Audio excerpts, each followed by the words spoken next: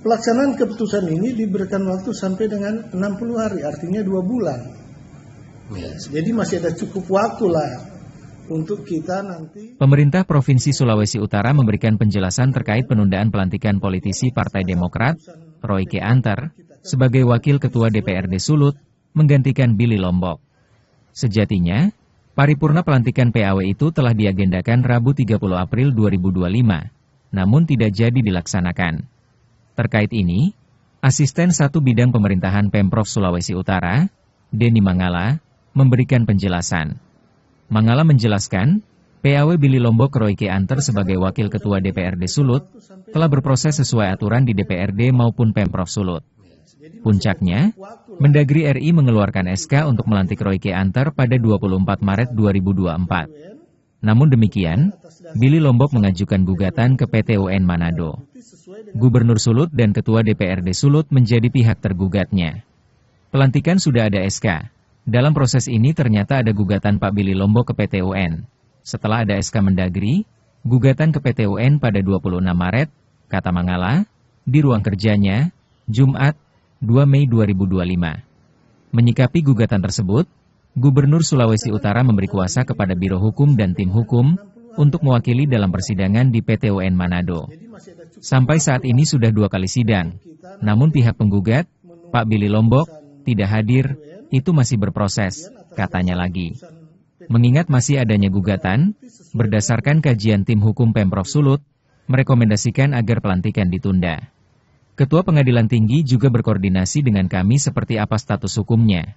Kami sampaikan, rekomendasi ditunda sampai ada kepastian hukum, kata Mangala.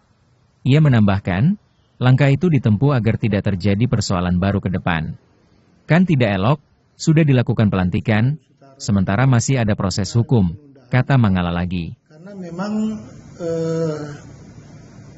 penundaan ini dilakukan karena pada saat koordinasi dengan tim hukum Pemprov, dalam hal ini Biro Hukum, kemudian dengan Ketua Pengadilan Tinggi Manado yang menjadi pejabat yang berwenang untuk melantik wakil ketua. Hasil koordinasi diskusi dengan institusi ini disepakati bersama bahwa baik pemerintah provinsi maupun Pengadilan Tinggi Manado menghormati proses hukum yang sementara berjalan. Karena ternyata setelah muncul surat keputusan Menteri Dalam Negeri yang ditandatangani pada tanggal 24 Maret, ya.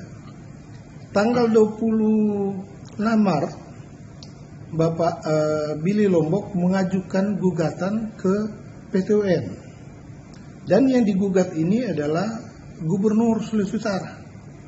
Nah, padahal kan kita tahu bahwa pengusulan ini pada masa Gubernur sebelumnya Pak Auli Dondo Kambe, ya.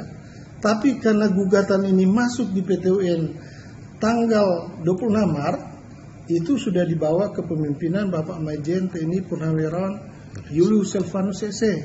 Ya. Karena yang digugat ini adalah institusi gubernur, bukan personnya, tapi institusi. Nah, otomatis tentu, ya, Bapak Gubernur memberikan kuasa hukum kepada Kepala Biro Hukum Pemprov Sulut dan tim untuk bertindak untuk dan atas nama Gubernur di dalam proses persidangan di PT UN. Dan proses persidangan ini masih sementara berjalan, sudah 2 kali sidang. Gitu.